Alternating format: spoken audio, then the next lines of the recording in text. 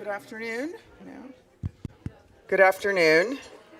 Just want to get everybody's attention. Thank you for joining us today. My name is Wanji Walcott, and I am the Chief Legal and Business Affairs Officer at Pinterest. Welcome. I'd like to call our panel to the stage. Come on down. Yep. All right.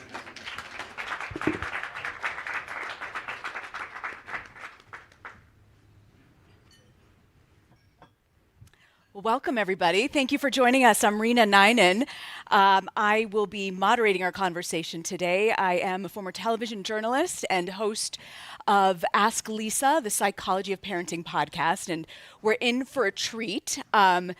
We have, of course, CEO of Pinterest, Bill Reddy, with us here as well. We've got Frank McCourt from Liberty Project, who is fresh off the heels of Washington. We're going to ask you about that and TikTok. And then, of course, we've got Jonathan Haidt, who is author and social psychologist at New York Stern and has launched a whole new movement in this. So we want to kick it off. We're looking at our digital futures reimagined, which seems kind of hard in the current state to me that we could reimagine it, but we're doing it.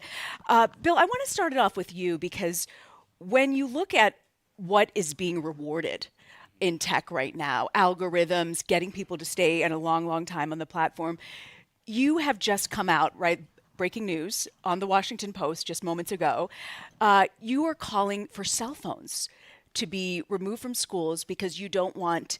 The headline is that, while tech is moving towards kids and getting kids to continuously stay on their phones, Pinterest is moving in a different direction. Tell me what it is. Yeah, thank you. Well, this is something that has been quite central to what we've been doing for the last several years of really trying to prove a more positive business model for social media. So there's a number of things we've done around that. The latest is us calling for phone-free schools to reduce distraction in schools, and not just calling for phone-free schools, but actually taking action on our platform that if we see users of school age during school hours coming into the platform, that we would actually give them a reminder to say, well, hey, maybe you don't need to be here if this isn't school related. So not just calling for phone-free schools, but actually taking actions in our platform to help support that. But we've done a number of those things, starting with, focusing on inclusive AI, tuning AI for positivity. When I came in as CEO of Pinterest a little over 2.5 years ago, one of the things that drew me to that was that if you step back from it, social media, that started out with so many good aspirations and, was at one point in time helping us be closer to our neighbors and be closer to our friends and helping democracies rise up, had obviously become sort of riddled with lots of negative externalities. And if you look at why that was happening, I think so much of it is that engagement via enragement and algorithms and AI being put in charge of what you see and sort of optimizing for view time and keeping you glued to that screen really got to even if it was via unintended consequence, business models that really had toxicity baked into the business model. So we wanted to prove a more positive business model for social media. So part of that has been. But this wasn't the direction, before you took over, this wasn't the direction that Pinterest was headed. So, credit to the co-founders of Pinterest that I think they had always looked to avoid some of the most negative aspects of social media. Yeah. But we've really made this central to our reason for being in the last few years to say that we want to prove this more positive business model for social media. And that is around tuning AI for positivity, really helping to drive things that are additive, not addictive for our users. Yeah. And then we follow that up with a number of actions. So in Tuning for Positivity, we started measuring how people feel on our platform and publishing those results and committing to better emotional well-being outcomes. We started things like private only for under 16. So you've had other companies since move to private by default for under 16, but the users can just flip it right back. So private only means if my kid has private only, what does that show up so in? Everybody under 16 on the platform is private only because we came to the conclusion after looking at behavior on our platform and on many others that it just wasn't safe for people under 16 to be discoverable by strangers online. Yeah. And so we said, we're not going to make that a setting. We're not going to make it an option. We're just turning it off. Yeah. to make it more safe. But we've followed through on a number of those kinds of actions, calling for better ways to identify users that are underage in a privacy-safe way, and now calling for phone-free schools so that you don't have distraction in schools, or so clearly taking users away from what they should be doing in schools. And I want to get into that movement that's begun in just a second. But first, Frank, you have just literally landed in Davos, fresh from Washington, D.C. You are put forward a bid to purchase TikTok. Give us a sense of where we stand right now and your assessment. What do you believe is going to happen with this TikTok sale? Will it even sell? Yeah, well, hi, everyone. And first of all, Jonathan, thank you for doing what you've been doing to bring the harms forward and make so many people, more people, aware of them. And I think it is a growing movement. And Bill, you've proven that people will use in great numbers a better version of the internet. That's right. So this idea that it has to be the way it is and it can't get better is just not true. And it's going to take effort to make it better, but it can be better. It's very interesting in Washington right now, obviously with the change in administrations and so forth. What I found, and it was very positive and refreshing, is that the Congress is unified right now, in both the House and the Senate, both sides of the aisle, in making sure that the TikTok legislation stays intact, and that U.S. TikTok is either banned or sold. Why is that, Frank? Why do you believe they're so united on this front? Because I had the privilege of speaking to You've been in the room, but what I'm saying is, what is it about this legislation that's got both sides of the aisle behind it? You don't see this in Congress on many issues. That's right. It's very, very clear national security risks, because not only is China now scraping information on 170 million Americans, they have a tool, a mechanism to feed information to 170 million Americans that may or may not be true. And what's happened is the studies are coming forward from people that actually analyze the data, and information that is vastly pro-China and or vastly negative regarding democracies and free societies is showing up on the platform. So there's information that people are accepting as news, quote unquote, when in fact it's not news at all. Only 1% of the news, quote unquote, on TikTok is from reputable journalists or media sources. The other 99% is from whoever, whatever. So the China issue galvanized Congress to pass a piece of legislation which was challenged by ByteDance, that owns TikTok. They lost 3-0 in the appellate court. ByteDance appealed to the Supreme Court, and they lost 9-0 in the Supreme Court. So again, not only has it been a while since we've seen bipartisanship in Congress, but that's 12-0 with judges who have reviewed the legislation. Now, the legislation required this ban or divestment to occur within 270 days, which has expired. Mm-hmm. So you'll hear a lot about insistence now on that legislation being enacted. We were the only ones that actually put in a concrete, financed, hard offer to buy U.S. TikTok without the Chinese technology. We were the only person to put in a bid at all, but our bid, to be clear, was without the Chinese technology, without the algorithm, and having no intention to replicate. How would this work, Frank, then? Because I'm having difficulty conceptualizing it. If you've got the Chinese technology, and let's say you were to be successful in this bid, do you just flip a switch and it turns off? Does it continue going? Do you still have people's data, just like the Chinese? And how do you know? It's like buying a house. How do you know the pipes are working, you're getting what you've been sold? Yeah, so the Project Liberty, which we launched in December of 19, so over 5 years ago, has been building out a clean American tech stack from the ground up. So, so we have the tech stack up and operating to onboard the 170 million people without any reliance on the Chinese technology or the algorithm. In terms of how this would happen, it's not like walking in this room and flipping a switch on or off and it's done. Think of it more as being on a very large ocean liner and it's disabled and you need to get on a different ocean liner. So there are lifeboats that get you there. So people will move over in batches, small at first, larger and larger, and then the migration or the transition will be complete. So it will take a matter of months to do it, but it's all quite doable, particularly when we're not looking for the entangled back-end technology. We're just looking for the user base and the archival data. And in our offer included also the brand. All right, Jonathan, I want to turn to you because you have very successfully created a movement of getting phones out of schools. The governor of New Jersey just last week called for that to end. And I have to say, I live in Darien, Connecticut, and they've taken cell phones out of our school and my middle schoolers, and my son had his taken away. And his excuse was that he was taking a picture of his work before his computer was about to die, and the substitute teacher grabbed it.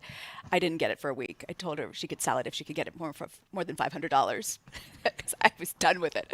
But Jonathan, there are countries like, and you'll know them, France, Greece, Brazil, they've been successful in getting cell phones out of schools.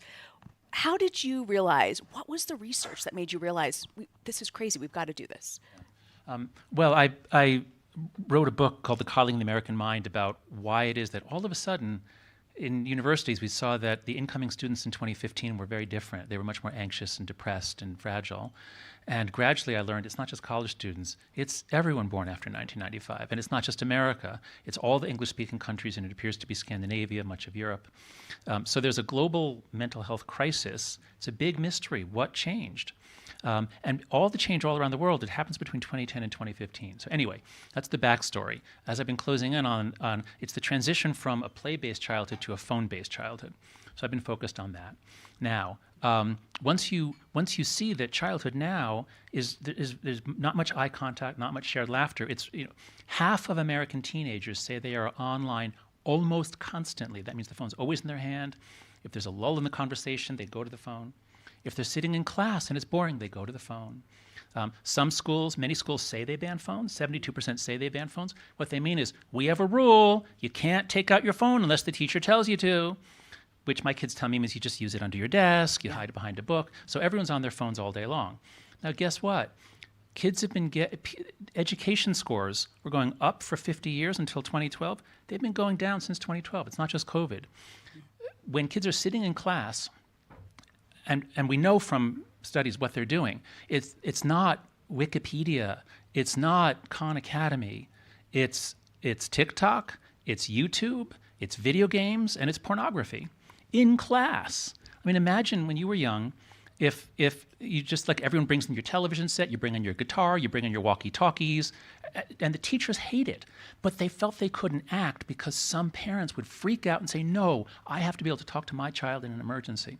So anyway, this is the most common sense, obvious thing. The principals hate the phones, the teachers hate the phones.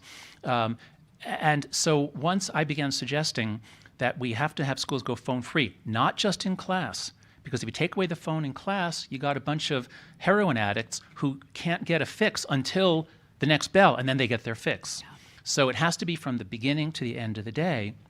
And once I put that idea forward, and it turned out everyone was in support of it. And even the kids, they don't like it at first, but within 2 weeks they realize, hey, it's actually fun to talk to people during school hours. So I began proposing that about 2 years ago, and then in this last year, it's been like a wildfire. It's been beyond my expectation because everyone hated the phones. Everyone saw the problems, but they didn't realize that everybody else did. And so all of a sudden, so this movement that we're all part of now, we're not facing any closed doors. It's more like, yeah, come on in. But here's the problem. And my co-host, Dr. Lisa D'Amour, the psychologist, she has this saying that norms shape behavior. So if everybody in your community has a phone, I mean, we struggled with this because 5th grade graduation in Darien, Connecticut, all the kids were getting phones. And I said, no way, I'm not. So he made the case that he's being totally ostracized and isolated and has no social network. And I said, you should have no social network in 5th grade. What are you talking about? Yeah, that's right. But that's exactly right. Norms change behavior, and that's why each of us acting as an individual has such trouble getting our kids off. So what I'm proposing in the Anxious Generation is 4 simple norms. If most of us follow these, we're done. We've solved the problem. No smartphone before high school in America. Let's say 14. No smartphone before 14. Let's make that a norm, not a law, a norm. No social media until 16. There we need a law, but before we get it, and they have it in Australia now, we can at least try to do it as a norm. So your kid won't be the only one at 15 who's not on Instagram and other things. The third number is phone-free schools, and that one is like almost done. I mean, it's just lightning speed. And just as said a moment ago, there's an article about how Bill Reddy is calling for phone-free schools. And the fourth norm is far more free play and independence in the real world. So yes, norms change behavior, and the tech companies change the norms. And we just kind of sat there and took it. And it was very gradual, but now we see the devastation of our kids. That's the big thing, and the kind of the conundrum is that the internet technology we have, and social media in particular, has been the most powerful, has had the most powerful impact on norms of anything in well beyond our lifetimes. I mean, in really civilization, I think John would argue. And so you have this technology that has crept up on us and has actually shaped our norms, which then is shaping our behavior, which shapes our everything, including our politics. So true. Yeah, and I think I agree with all that, and I think one of the things to give some semblance of hope around this, I think Jonathan touched on this, is that, yes, the school administrators were in support of this, the parents were in support of it because they could see what was happening with their kids, but then, lots of the kids have enjoyed more that, like, oh, it's actually nice being able to talk to one another, those kinds of things. And I think that's true for a number of the measures we've taken around protecting youth mental health on our platform, is that I think there's real consumer demand for healthier alternatives. And so, yes, it's a collective action problem. We are advocating for that, jumping on board with things that we see gaining momentum, like the great work that Jonathan's done around phone-free schools and how that has traction. We're trying to do that in our platform. But there's real consumer demand for healthier alternatives. So building on Jonathan's point around how, kids were actually happier when the phones went away because, well, if all my other friends have their phone, I have this fear of missing out. And so, that forces me to be there too. But once everybody has their phone put away, now I can actually learn or enjoy time with friends. We actually saw that when we did private only for under 16. So many people said that was going to wreck our business when we did that. In fact, the next earnings call that we had after we did that, I think our stock dropped like 20% when we announced that, because people just assumed it was going to be a huge headwind to our user growth, because basically we turned off social. Basically for under 16, the social features are turned off. By making it private only, it's pretty much not social anymore. And this was September, Bill? No, this was almost 2 years ago now. 2 years now, okay. And what we saw after that, we did it because we felt like it was a fundamentally right thing to do. We were also making a long-term bet that we deeply believe people were looking for healthier alternatives. But now, Gen Z is the largest, fastest growing demographic on our platform. It's more than 40% of our users. And the number one reason that Gen Z comes to Pinterest is they see it as an oasis away from the toxicity they experience elsewhere. So what people thought was going to wreck our business of making it private only and putting more of these protections there for young users actually has been one of the biggest reasons young users come to the platform, because they do want healthier alternatives. There just haven't been enough of those alternatives available. I have to tell you, I'm struggling as the entrepreneur and as the mom, because if I was in that room, Bill, I'd be like, you're crazy. You're going to lose so much money. You're going to lose your user base. And in tech, once you start losing your user base, it's hard to gain that back. But you swam upstream when everyone else was flowing with the current. How do you do that and have courage to do something that everyone else in tech is going the opposite direction? I mean, I think it's, I'm an entrepreneur. I've done 5 startups. I think to be an entrepreneur, you have to be almost somewhat contrarian. You're sort of inherently making bets that others don't think are likely to pay off. But I actually think this is one, to me, the data was so overwhelmingly clear. I actually had Jonathan in to speak to our company. I actually gave a copy of his book, The Anxious Generation, to every employee at Pinterest, because I felt like it was one of the best sort of collections of just the overwhelming amount of research around the impacts that social media has had on youth mental health, the rising rates of anxiety and depression. The problem statement was so clear. And so I think these are oftentimes the best opportunities in tech is when the problem statement is so overwhelmingly clear, but there isn't yet a great answer for it. And I think this one, the problem statement is so clear, we just need better answers. Yeah. And I want to add on to what Bill said, because I think Bill saw something about Gen Z that most other people in tech didn't see, which is Gen Z doesn't even like the stuff of these toxic sites. They are only on it because they have to be, because everyone else is. And so I did a survey with the Harris poll. We asked, here's a bunch of technologies. Would you rather that this technology was never invented? And just Gen Z, 1,000 American Gen Z. And for the internet, it was like 15%. For the iPhone, it was like 17%. These are presumably people with addictions who are saying, oh, yeah, I wish it was never invented. For Instagram, it was 35%. And for TikTok, it was 47 or 48%. And it seems to me also, as with the lead up to the TikTok ban, when it looked like TikTok was going to go dark, there weren't giant protests. Gen Z doesn't even really like it.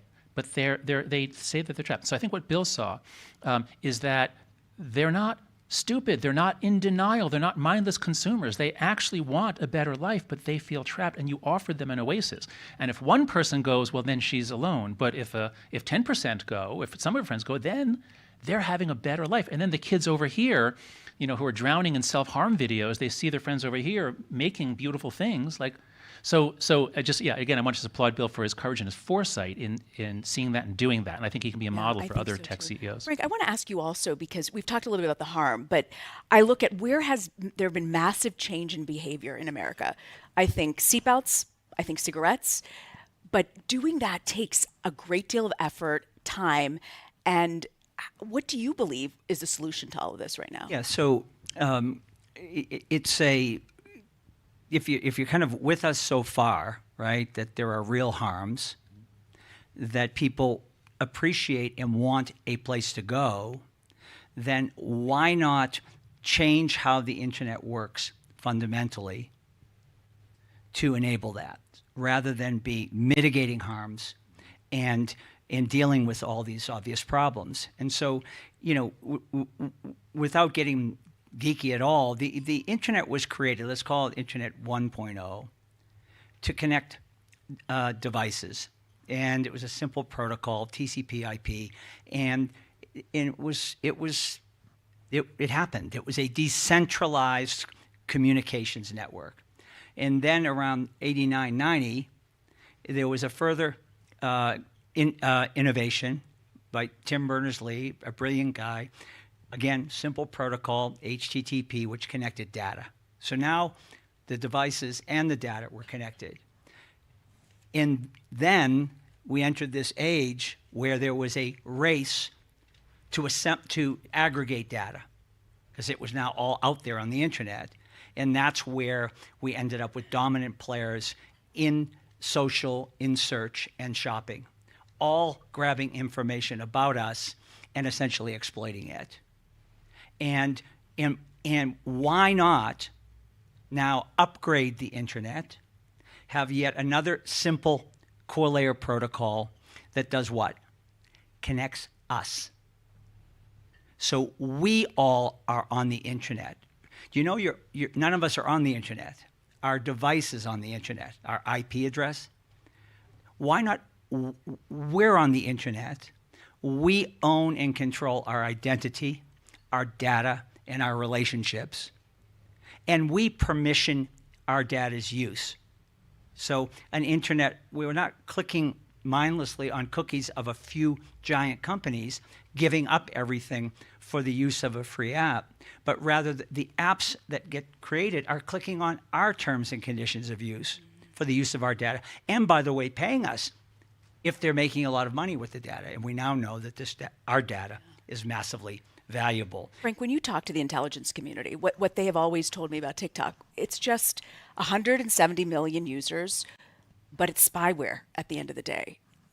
How do you counter that with the purchase of this? Like, how do you take what people believe to be spyware and many call a national security issue? How do you take hold of that and change that into something that has financially been... Yeah, so this is what I want to kind of suspend your understanding of how the internet currently works, which is, surveillance, scraping your data, aggregating it, and applying algorithm from top down, kind of a black box top down, and one person or one Chinese Communist Party can manipulate that algorithm. Yeah. It's not just the collection of the data, it's what goes back to those 170 million people. So we would have no interest whatsoever in buying US TikTok and replicating the technology. Project Liberty is actually about the opposite of that. It's about empowering individuals and actually giving them ownership and control of their data, returning agency to individuals. So the answer to your question is, imagine the data and the user base moving over to a whole different stack, redesigned from the bottom. You still use it, your devices are still connected, the data is still connected, but now you're in charge of you. You own you again, and you decide what to do with your information. When you hear the word data from now on, think of personhood. It's not data, it's everything about each of us in massive quantity, to the point that these platforms all micro-profile us. They know everything about us, including how to trigger us, right? And how to manipulate us. And so what the TikTok legislation has kind of, I think, begun to shine light on is that this is not just a Chinese national security issue. This is an issue with technology that's very turned out to, it's being very exploitive because of economic incentives and otherwise. It can be very empowering. Imagine the possibilities of an internet that actually respects us, that returns our personhood to us, that gives us the ability to control our experience online, where we are on the internet, not our device. And we're not just having this exchange where we're giving up our personhood for a free app. I think one of the things that Frank's touching on is really important here, this notion of control. Frank's talking about it with your data. I think one of the things that people don't realize is that how much people have lost control of just their media consumption. So it's almost, you should almost stop calling it social media. It's just media now. Yeah. If you look at where people get the vast majority of content they consume, is primarily coming from social media. And one of the things that I think was really a major part of social media becoming so much more toxic was when it stopped being a chronological feed of what your friends posted and what an algorithm thought you should see. And there's been so much discussion of how the world of content has exploded and become much more fragmented, which is true in terms of there's many, many more content creators. But the distribution of that content has become extremely concentrated in people's choice, not just choice of their data and where their data is, but their choice of what their content's going to be. In a prior media world, it was easy if you found that a channel was serving you toxic content or things that made you feel bad about yourself, you just change the channel. Yeah. But now if you're getting all your media from, an app, and your only way to cast a vote is how long you looked at something, well, that's not much of a vote at all. And the AI that's driving that algorithm figured out, like, oh, you look longer at the things that trigger you. We just saw the CEO of Instagram come forward and saying, I wasn't happy with what was being fed. I clicked on a soccer match and realized all I was getting were soccer games. And he had acknowledged they reset their algorithm to deal with that. Yeah, and I think this is one of the things that we found when I talk about us tuning for positivity with our AI. One of the things at the very core of that was tuning more for intentional choice. So if choice has been going away, where you didn't get to choose explicitly, it's whatever you looked at, you'll see more of it. we started to tune in more of what you said you wanted to see. Again, the metaphor that I use quite a bit is, we've all had the experience of sitting in a traffic jam, and we know when we get to the front of the traffic jam, we shouldn't look at the car wreck. But what do we all do? Well, we sat here for 45 minutes, I want to know what happened. Yeah. And so we all sneak a peek at the car wreck. And the algorithm learns, oh, you looked at the car wreck. I'll show you another one. Yeah. Oh, you looked at that one too, until eventually it's all car wrecks. But that's sort of your subconscious mind doing that. If you ask someone, hey, do you want to see another car wreck? The vast majority of people would say, no, that was horrible. I don't want to see another one of those. But that's an intentional choice. And so much of the AI that's driving social media today has been tuned for your unintentional choices, your subconscious mind. That's a great point. And so tuning back towards intentional choices, we found when I came into Pinterest had a lot of the same divisive triggering content rising to the top because it was being optimized for view time. Mm-hmm. As we started optimizing for intentional choice, what people said they wanted to see again, for example, or took some more intentional action with, totally different content rose to the top, more self-help videos and things like that. So I think there's a really important discussion, not only around choice of your data and where your data goes, but actually choice of your content and what you're consuming. And you should be able to render that choice with more than just how long I looked at something, because you'll look longer at the things that trigger you. The Pinterest algorithm is quite good because I'm trying to redo my daughter's bathroom. Subway tiles or wallpaper, Bill, you'll have to tell me afterwards. But the choices that are coming my way, I'm very impressed. Great to hear that. This idea of intention, because I'm asked over and over again, well, how will this upgraded internet work? Because, advertising will have advertising. How will you?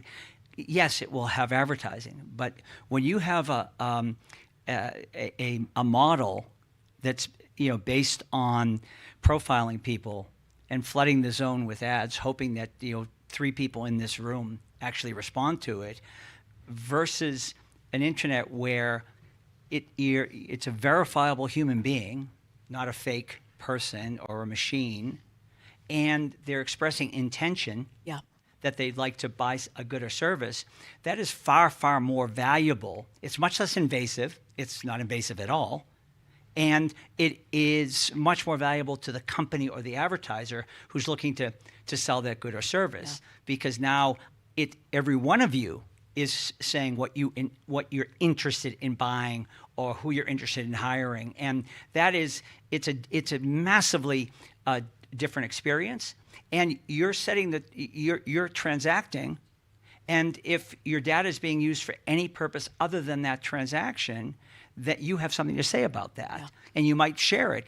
And people may share data freely for a common good, to a public health crisis, and they may say no. If a company A, you're making a lot of money with my data, what is the transaction? And this is all happening now. And just as there was a day and age where the telephone companies, there were 7 baby bells, and they say they own your phone number, and they didn't interoperate. It all changed. Now our phone number is ours, right? It operates anywhere. It doesn't matter who the carrier is. Think of your data, your social graph as your modern day phone number. You should own it. It should be portable. And think of the apps as being modern day phone carriers that are interoperable. So you're not stuck on one app and they own you. If you don't like it, you take your relationships and you go and your data and you move elsewhere. And so it puts the power of choice in the hands of the individual, of the consumer, and massive things happen. By the way, that Telecom Act in '96 that changed telecom, there's been $2.5 trillion of private investment in our telecom, and I think system in the United States alone. And I don't think anybody would think. So you're saying transformation is possible. I want to open it up to questions in just a moment. Maritza's going to have a microphone. And yes, and if you can just identify yourself, tell us who you are, and if you could ask a quick question, that'd be great. A very quick question. My name is Krenguța Leaua. I'm the director of the Swiss Institute for Alternative Thinking. Thank you for bringing up this very important concept in this intervention. I'm referring to the Romanian presidential elections. The very recent event in which the Constitutional Court of Romania, after the first round of elections, cancelled the whole electoral process and asked for a new set of elections to start again. That is a delay of at least 6 months, if not more, in the electoral process because of interference of TikTok and the malfunction of the democratic system because of that. So, if now we are looking at the new generation that are soon to be voters, how do you think that it would be best to be approached this type of democratic power of the people at the level of their choice, being educated to be exercised also when it is about the political environment, not having it exercised as a choice at the age of having the right to vote, but being educated all over their childhood? So if I think that surveillance-based, autocratic, centralized technology works very well if you're a surveillance-based, centralized, autocratic political ideology. I think it works very poorly if you're favoring human rights and individual rights and agency and choice and permission and liberty and all of the principles of democratic society. So if we don't have technology that actually embeds those values, those democratic values, we're not going to have democracy. They're not compatible. Internet technology is no longer a nice to have thing. It's a must have. We're connected 24/7. And so we need to have a technology that actually at the root of it puts individuals in charge and gives them the ability to exercise things like a vote. You know, Jack Dorsey, one of the creators of Twitter, said in Oslo this summer, he said, you know, we're talking far too much about the loss of free speech and far too little about the loss of free will. And so we need to get our technology to be in harmony with our values and principles. Right now, it's in harmony with a set of autocratic principles. That change, I just want to go back to that. Change is so hard to do. Changing consumer behavior is not an easy task. Why do you have such confidence, Frank, that this is really possible? Well, we built one of those telecom companies, and it changed. You know, it went from non-operability and copper wire to fiber optics, and you know, we were the first to offer the bundle of high-speed internet and cable TV and phone to a consumer. It's kind of funny to say it because now people are cutting the cord. Yeah. It shows you that change happens, whether we want it to or not. It happens. You're looking at the change here. If we were here a few years ago, Jonathan, and we've done this several times, and it was like not hard for people to get their head around. It's happening. It's happening. It's happening. And so, and we're seeing with the work of Project Liberty, there's a couple million people now on this new internet. Now that's a great proof of concept, but we need scale for it to be relevant.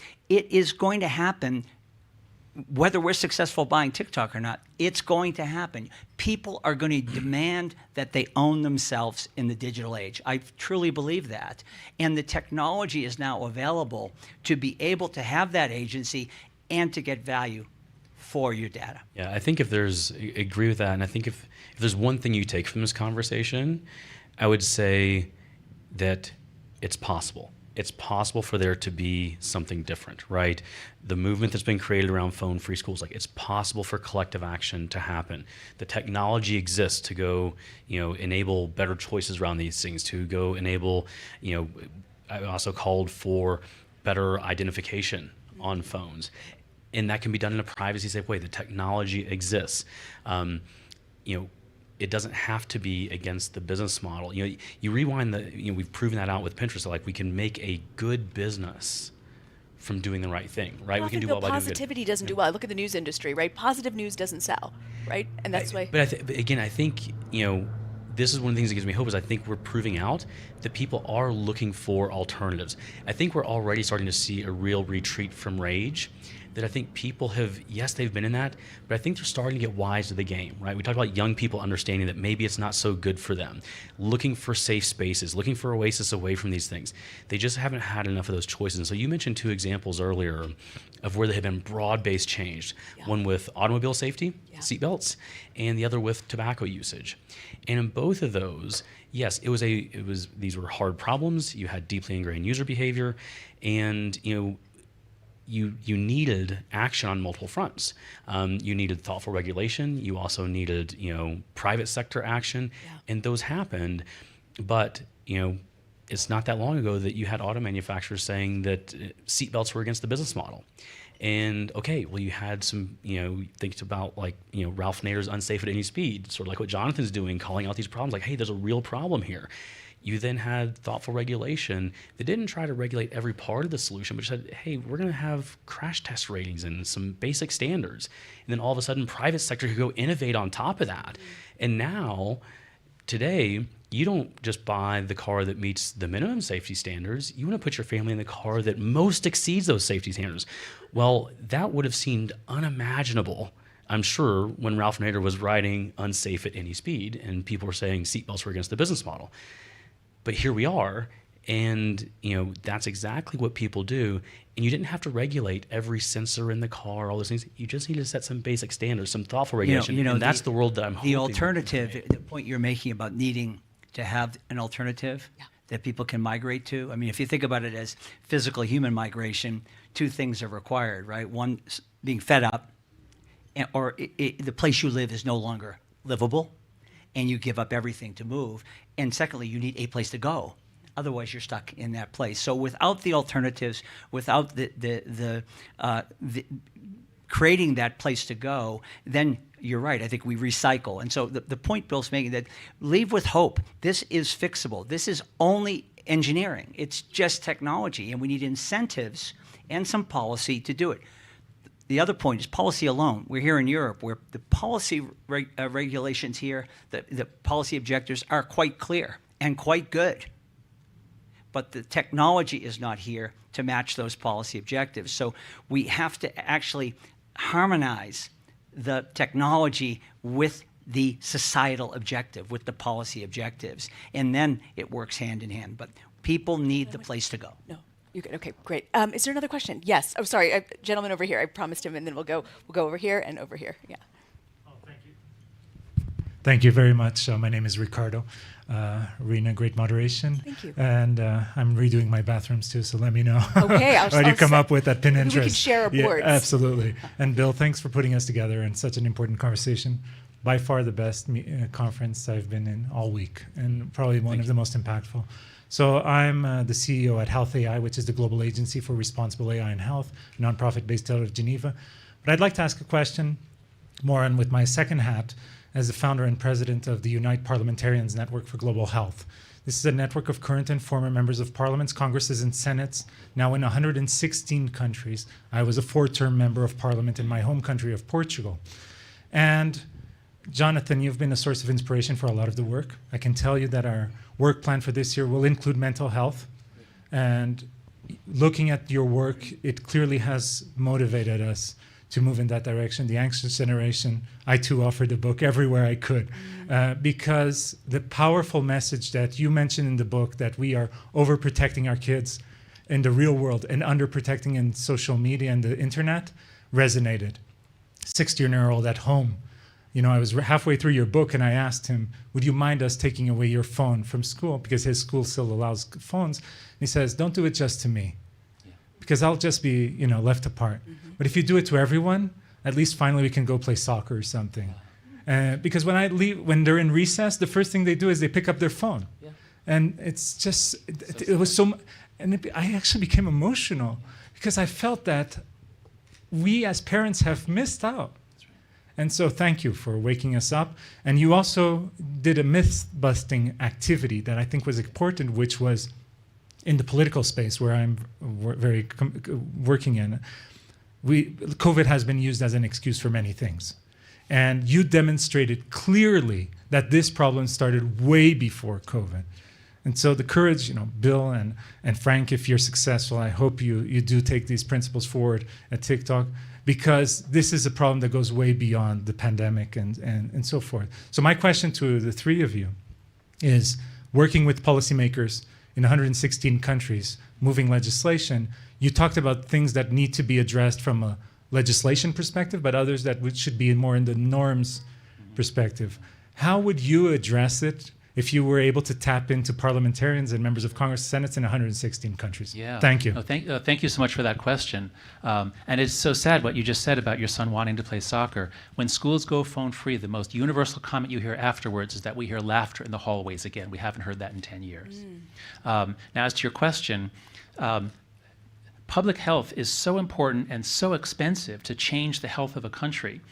But here's some things you can do that cost nothing and that will have huge effects. Do you think sleep matters for help? What if you could snap your fingers and all the kids get a half hour extra sleep? Do you think exercise matters for kids? What if you could snap your fingers and kids will get an hour a day more of actually movement and running around? Do you think friendship and human contact is important for adolescent well-being? What if you could snap your fingers and quadruple the amount of human contact that they'll have? You can do all these things for $0, other than a little bit of publicity.